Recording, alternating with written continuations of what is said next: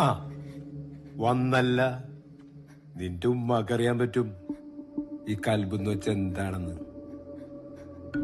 പറഞ്ഞു കൊടുക്കടേ, കൽബെന്ന് വെച്ച എന്താണെന്ന്.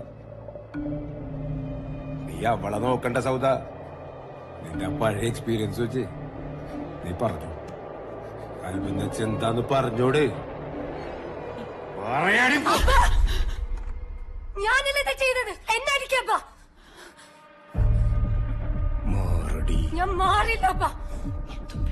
ചെയ്യാത്ത തെറ്റിന് എന്നെ ഉമ്മച്ചി അടിക്കാൻ ഞാൻ സമ്മതിക്കില്ല. ഉമ്മച്ചി മിണ്ടരുത്. ഇനി എന്റെ ഉമ്മച്ചി ഉപദ്രവിക്കാൻ ഞാൻ സമ്മതിക്കില്ലപ്പാ.